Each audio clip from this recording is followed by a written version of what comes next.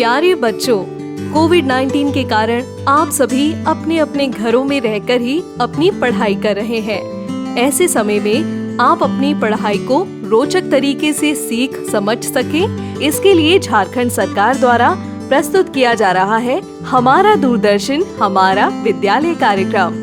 इसके माध्यम से आप प्रत्येक दिन सोमवार से शुक्रवार तक पूर्वाह्न 10 से 12 तथा अपराह्न 1 से 2 बजे तक अपनी अपनी कक्षाओं के अनुरूप कार्यक्रम देख सकेंगे। अब पढ़ाई नहीं रुकेगी। स्कूली शिक्षा एवं साक्षरता विभाग झारखंड। नमस्ते दोस्तों, आप सबका झारखंड सरकार के डीजी साथ प्रोग्राम में स्वागत है। आइए देखते हैं कि आज हम क्या पढ़ेंगे। हम एपिसोड की शुरुआत कक्षा 9 के मैथ्स के चैप्टर यूक्लिड की ज्यामिति का परिचय के साथ करेंगे और इन पर आधारित हम प्रश्नों को भी करेंगे। इसके बाद कक्षा 11 में मैथ्स के ही चैप्टर त्रिकोणमितीय फलन के बारे में पढ़ेंगे और साथ साथ इन पर आधारित रोचक महत्वपूर्ण प्रश्नों को भी करेंगे। तो आइए शुरू करते हैं हम अपना प्रोग्राम डीजी साथ अब पढ़ाई नहीं रुकेगी।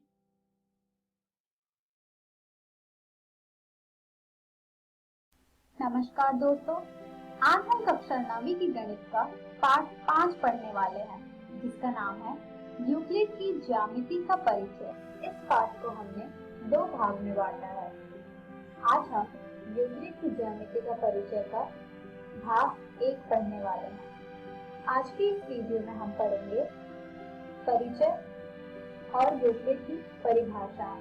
तो चलिए आगे बढ़ते हैं और शुरू करते हैं हम हमारा आज का भाग। ज्यामिति यूनानी भाषा के 2 शब्दों से मिलकर बना है, जियो और मिथ्रिन। जियो का अर्थ होता है पृथ्वी और मिथ्रिन का अर्थ होता है मापना, यानी ज्यामिति का अर्थ हुआ पृथ्वी को मापना।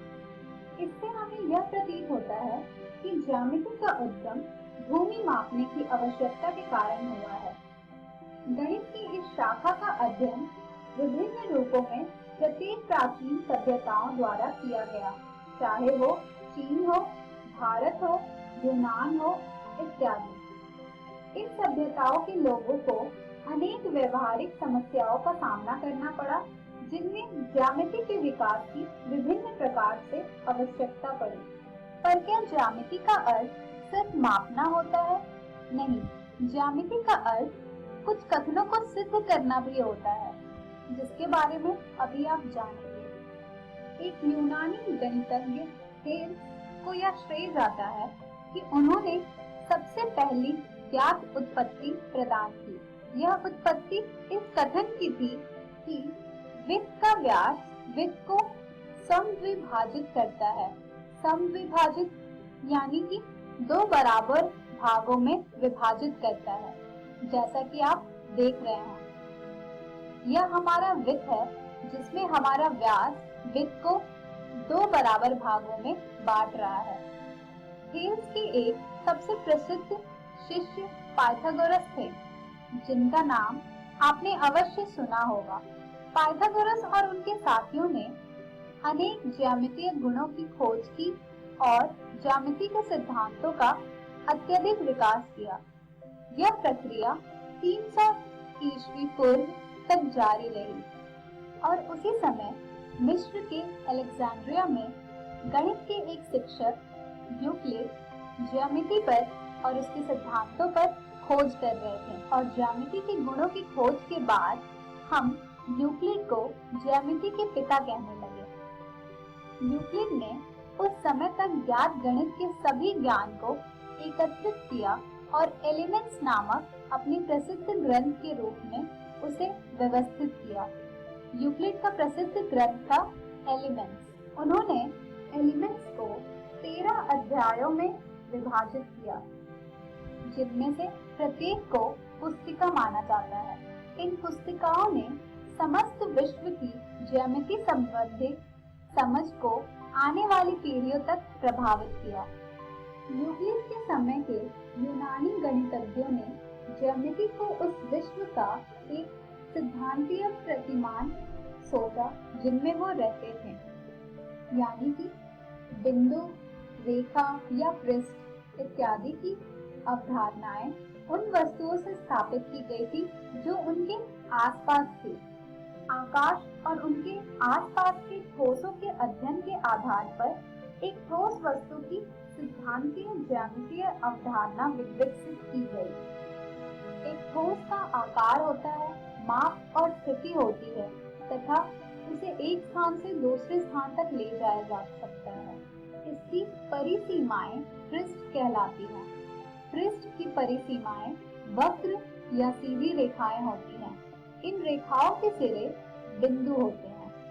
ठोस की 3 विमाएं होती हैं, पृष्ठ की 2 विमाएं होती हैं, एक रेखा की 1 विमा होती है और एक बिंदु की कोई विमा नहीं होती। यूक्लिड ने इन कथनों को संक्षिप्त रूप से परिभाषाओं के रूप में प्रस्तुत किया। उन्होंने इसका प्रारंभ एलिमेंट्स की पुस्तक 1 में 23 परिभाषाएं देकर किया। अब हम उनकी परिभाषाओं में से कुछ परिभाषाएं को देखेंगे। पहली परिभाषा है, एक बिंदु वह है जिसका कोई भाग नहीं होता। जैसा कि आप देख रहे होंगे स्क्रीन पर, ये एक बिंदु है जिसका कोई भी भाग नहीं है। दूसरी परिभाषा है, एक रेखा चौड़ाई रहित लंबाई होती है। ये एक रेखा है और इसकी कोई भी चौड़ाई नहीं है, सिर्फ लंबाई है। अगली परिभाषा है, एक रेखा के सिरे बिंदु होती है। जैसा कि आप देख रहे हैं, इस रेखा के सिरे पर बिंदु है। अगली परिभाषा है, एक सीधी रेखा ऐसी रेखा है जो स्वयं पर बिंदुओं के साथ सपाट रूप से स्थित होती है। यह रेखा जो आप स्क्रीन पर देख रहे हैं, यह एक सीधी रेखा है और सीधी रेखा एक ऐसी रेखा है जो स्वयं पर बिंदुओं के साथ सपाट रूप से स्थित होती है, जैसा कि आप इस रेखा में देख रहे हैं। अगली परिभाषा है, एक पृष्ठ वह है जिसकी केवल लंबाई और चौड़ाई होती है। यह एक पृष्ठ है और इसमें आपको लंबाई और चौड़ाई दोनों ही दिख रही होंगी। अगली परिभाषा है, पृष्ठ के किनारे रेखाएं होती हैं। जैसा कि आप देख रहे हैं, इस पृष्ठ के किनारे रेखाएं हैं। अगली परिभाषा है, एक समतल पृष्ठ ऐसा पृष्ठ है जो स्वयं पर सीधी रेखाओं के साथ सपाट रूप से स्थित होता है, यानी कि वो पृष्ठ जो स्वयं पर सीधी रेखाओं के साथ सपाट रूप से स्थित होते हैं, उन्हें एक समतल पृष्ठ कहते हैं। तो ये सभी थे यूक्लिड के कुछ परिभाषाएं। अगर आप इन परिभाषाओं को ध्यान पूर्वक देखेंगे तो आपको मिलेगा कि इनमें कुछ पद ऐसे हैं जो स्पष्ट रूप से आगे और अधिक समझाने की आवश्यकता है। जैसे कि एक परिभाषा थी हमारी, एक बिंदु वह है जिसका कोई भाग नहीं होता। दूसरी थी, एक रेखा चौड़ाई रहित लंबाई होती है। पहली परिभाषा में भाग और दूसरी परिभाषा में चौड़ाई रहित लंबाई, ये सभी ऐसे पद हैं जिन्हें हमें और अधिक समझने की जरूरत है। इसलिए गणितज्ञों ने इन पदों को अपरिभाषित पद नाम दे दिया। इसलिए ज्यामिति में हम बिंदु, रेखा, समतल, लंबाई, चौड़ाई को अपरिभाषित शब्दों के रूप में मानकर चलते हैं, जिसे हम भौतिक प्रतिमानों की सहायता से स्पष्ट कर सकते हैं। इन परिभाषाओं से प्रारंभ करते हुए यूक्लिड ने कुछ गुणों को बिना सिद्ध किए हुए सत्य कथन मानने की कल्पना की। अब आप सोच रहे होंगे कि ऐसा क्यों किया? क्योंकि ये कल्पनाएं वास्तव में स्पष्टता सर्वव्यापी सत्य थे। उन्होंने स्पष्टता सर्वव्यापी सत्य को 2 भागों में बांटा। उन कल्पनाओं के लिए जो विशिष्ट रूप से ज्यामिति से संबंधित थे, उसे यूक्लिड ने अभिधारणाएं का नाम दिया, और वो कल्पनाएं जिन्हें निरंतर गणित में प्रयोग किया गया है और जिनका केवल ज्यामिति से ही विशेष संबंध नहीं है, उसे यूक्लिड ने अभिगृहित नाम दिया। तो ये 2 वर्ग थे जिसमें यूक्लिड ने स्पष्टता सर्वव्यापी सर्वव्यापी सत्य को विभाजित किया। आज के इस वीडियो में हमने सीखा ज्यामिति का परिचय, यूक्लिड की परिभाषाएं। हम हमारी अगली वीडियो में जानेंगे यूक्लिड की अभिगृहित और अभिधारणाएं, यूक्लिड की 5वीं अभिधारणा के समतुल्य रूपांतरण। धन्यवाद।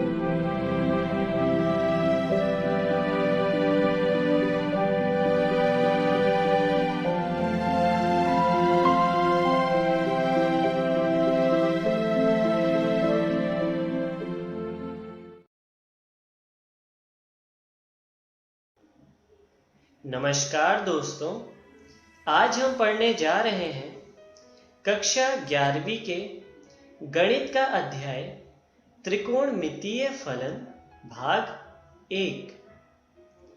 तो वीडियो शुरू करने से पहले आइए जानते हैं कि आज हम क्या क्या पढ़ने वाले हैं। तो हम शुरू करेंगे कोण से, उसके बाद हम पढ़ेंगे डिग्री माप, तथा सबसे अंत में हम पढ़ेंगे रेडियन माप। तो चलिए वीडियो शुरू करते हैं परिचय के साथ। आप सभी किसी एक दिशा में दो सरल रेखा का योग करना जानते ही हैं। आइए देखते हैं। चलिए हम यहां पर एक सरल रेखा लेते हैं जिसका नाम है ए बी, तथा हम यहां पर इसी दिशा में एक और सरल रेखा लेते हैं जिसका नाम है बी सी। अब अगर मैं आपसे पूछूं कि रेखा AC का मान क्या होगा, तो आप बहुत आसानी से बता देंगे AC बराबर AB प्लस BC। तो रेखा AC का मान आप AB प्लस BC बहुत आसानी से बता सकते हैं। पर चलिए यहां पर इस केस को थोड़ा सा मॉडिफाई करते हैं। हम एक दूसरी रेखा लेते हैं AB, तथा रेखा BC को कुछ इस प्रकार लेते हैं। तो यहां पर है रेखा AB और रेखा BC, और हमें फिर से AC का मान ज्ञात करना है। तो क्या यहां पर AC का मान AB प्लस BC होगा? नहीं, यहां पर AC is not equal to AB plus BC। तो इसी तरह की गणनाओं का अध्ययन हम त्रिकोणमिति के अंदर करते हैं। तो चलिए आइए हम त्रिकोणमिति को समझते हैं। त्रिकोणमिति को इंग्लिश में कहते हैं ट्रिग्नोमेट्री, जो दो ग्रीक शब्दों से मिलकर बना है, जिसमें पहला है ट्रिगोन और दूसरा है मेट्रोन, जिनका मतलब होता है त्रिभुज की भुजाओं को मापना। तो आइए अब हम आगे चलते हैं और कोण का अध्ययन करते हैं। कोण को इंग्लिश में कहते हैं एंगल। कोण वह माप होती है जो एक किरण के उसके प्रारंभिक बिंदु के परितः घूमने पर बनता है। चलिए इसको उदाहरण से समझते हैं। मान लीजिए ये एक किरण है जो अपने प्रारंभिक बिंदु के परितः इस प्रकार घूम रही है, और इसके इस घूमने के माप को ही कोण कहते हैं। तो आइए आगे बढ़ते हैं और प्रारंभिक भुजा को समझते हैं। किरण के घूर्णन की मूल स्थिति को प्रारंभिक भुजा कहते हैं। आइए अंतिम भुजा को समझते हैं। किरण के घूर्णन की अंतिम स्थिति को कोण की अंतिम भुजा कहते हैं। चलिए आगे चलते हैं और कोण के शीर्ष पर नजर डालते हैं। किरण के घूर्णन बिंदु को शीर्ष कहते हैं। अब आइए इन तीनों के लिए हम एक उदाहरण लेते हैं। मान लीजिए ये कोई किरण है जो अपने प्रारंभिक बिंदु के परितः इस प्रकार घूम रही है। तो इसकी प्रारंभिक किरण, जिसे हरे रंग से दिखाया गया है, इसे प्रारंभिक भुजा कहते हैं तथा अंतिम किरण, जिसे लाल रंग से दिखाया गया है, उसे अंतिम भुजा कहते हैं तथा इन दोनों के क्रॉस सेक्शनल पॉइंट को शीर्ष कहते हैं। तो चलिए अब हम आगे बढ़ते हैं और धनात्मक कोण के बारे में पढ़ते हैं। यदि प्रारंभिक भुजा व अंतिम भुजा द्वारा बनाए गए कोण का घूर्णन वामाव्रत है तो उस कोण को धनात्मक कोण कहते हैं। आइए इसे फिगर से समझते हैं।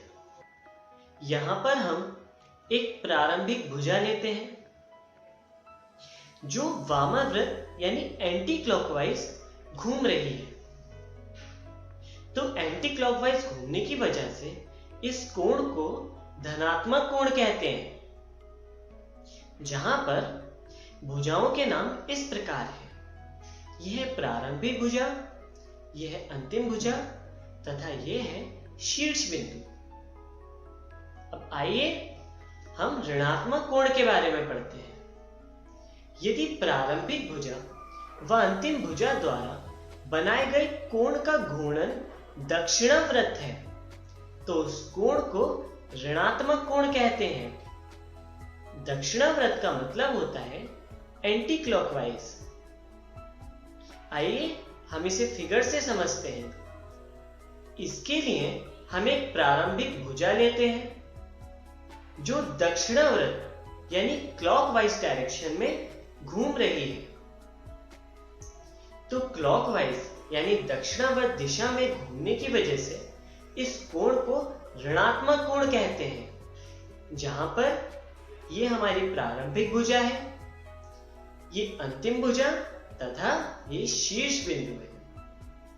तो आइए अब आगे बढ़ते हैं और डिग्री माप के बारे में पढ़ते हैं। इसके लिए भी हम एक प्रारंभिक भुजा लेते हैं जिसे हम मानते हैं कि वामाव्रत दिशा में घूम रही है, मतलब एंटी क्लॉकवाइज डायरेक्शन में, जो कि इस प्रकार अपना घूर्णन कर रही है। और हम मानते हैं कि कुछ समय के उपरांत अपना एक पूरा घूर्णन करके अपनी प्रारंभिक स्थिति पर वापस आ जाती है। और इस पूरे बने कोण को हम 360 डिग्री बोलते हैं। तो इसके अकॉर्डिंग हम कह सकते हैं कि 1 डिग्री बराबर 1/360 गुणा एक घूर्णन, जहां पर ये 1 डिग्री को प्रदर्शित करता है। तो चलिए अब हम आगे बढ़ते हैं और डिग्री से छोटे कोण के कुछ अन्य मात्रकों पर नजर डालते हैं। तो आइए देखते हैं।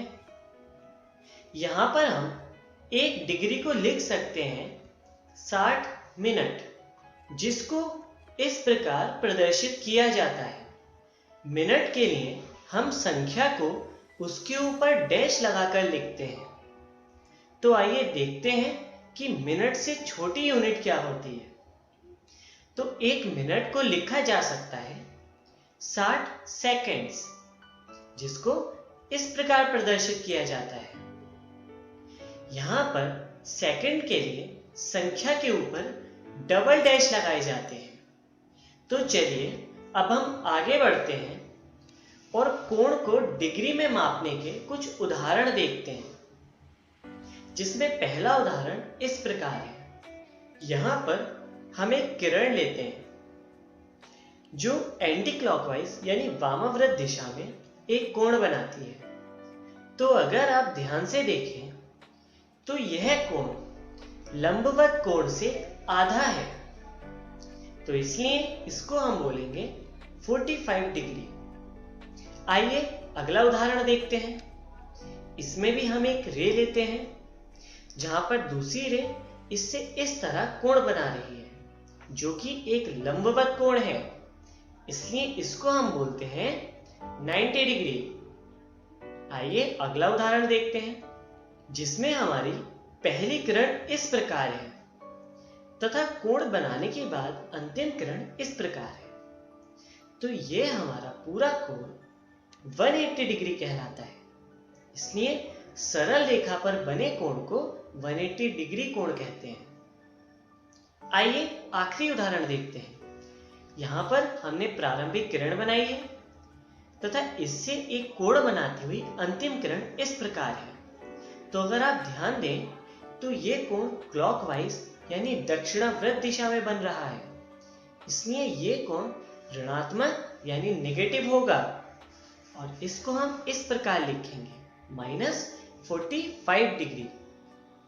तो आइए अब हम आगे बढ़ते हैं और रेडियन माप पर नजर डालते हैं। एक इकाई त्रिज्या के एक वृत्त में एक इकाई लंबाई के चाप द्वारा शीर्ष पर बनाए गए कोण को एक रेडियन कहते हैं। आइए देखते हैं किस प्रकार। यहां पर यह एक रेखा है जो एक कोण बना रही है।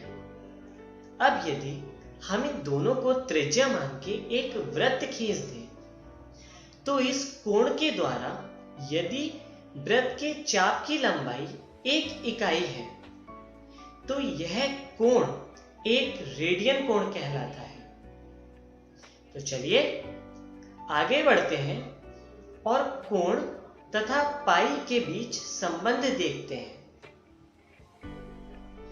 एक इकाई त्रिज्या वाले वृत्त की परिधि आप लोग पढ़ ही चुके हैं, जिसका मान होता है 2 पाई। इसी प्रकार हम देख सकते हैं कि r त्रिज्या वाले वृत्त की परिधि कितनी होगी।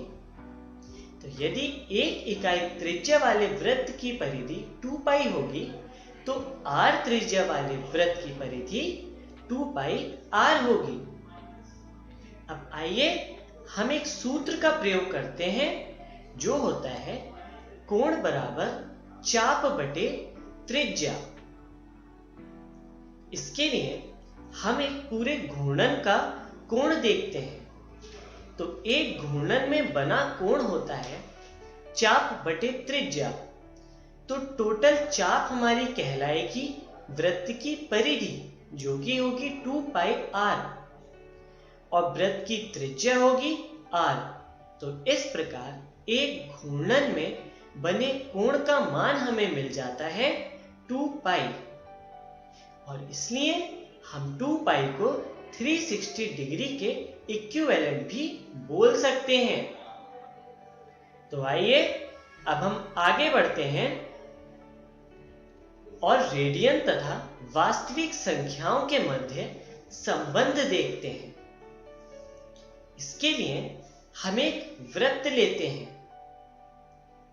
हम सभी जानते हैं कि वृत्त की परिधि 2 पाई r होती है, जो कि रेडियन में है, तथा हम इससे स्पर्श करती हुई एक स्पर्श रेखा लेते हैं जिसका नाम है AOB। अब यदि रेखा AO को मोड़ दिया जाए वृत्त के ऊपर तथा रेखा OB को भी इसी प्रकार दाईं ओर से मोड़ दिया जाए वृत्त के ऊपर, तो रेखा AOB पूरी तरह वृत्त को ढक लेगी और इस प्रकार वृत्त की परिधि तथा रेखा AOB एक समान रूप से व्यवहार करेंगी। पर यदि हम देखें तो रेखा AOB की लंबाई एक वास्तविक संख्या के रूप में लिखते हैं तथा वृत्त की परिधि को हम रेडियन की टर्म्स में लिखते हैं। तो इस प्रकार वास्तविक संख्या तथा रेडियन को हम समान रूप से ले सकते हैं, क्योंकि रेडियन तथा वास्तविक संख्या एक समान व्यवहार करती हैं। तो आइए अब हम आगे बढ़ते हैं और डिग्री तथा रेडियन के मध्य संबंध देखते हैं। इसके लिए हम एक प्रारंभिक किरण लेते हैं। जो कि इस प्रकार एक पूरा घूर्णन करके कोण बना रही है। चलिए आगे देखते हैं। एक घूर्णन में बना कोण बराबर 360 डिग्री, जो कि आप पढ़ ही चुके हैं। इसी प्रकार एक घूर्णन में बने कोण को 2 पाई रेडियन भी कह सकते हैं, और इसके अनुसार हम लिख सकते हैं एक रेडियन बराबर 360 बटे 2 पाई, जिससे हमें वैल्यू मिलती है 57 डिग्री 16 मिनट। तो यहां से हमें रेडियन तथा डिग्री के मध्य संबंध मिल जाता है। तो आइए अब आगे बढ़ते हैं और जानते हैं कि आज की वीडियो में हमने क्या क्या सीखा। तो आज हमने सबसे पहले पढ़ा कोण के बारे में, उसके बाद हमने पढ़ा कोण तथा रेडियन माप के बारे में, तथा सबसे अंत में हमने पढ़ा डिग्री तथा रेडियन के मध्य संबंध। तो आइए जानते हैं कि अगली वीडियो में हम क्या पढ़ने वाले हैं। तो अगली वीडियो में हम पढ़ेंगे त्रिकोणमितीय फलन। धन्यवाद।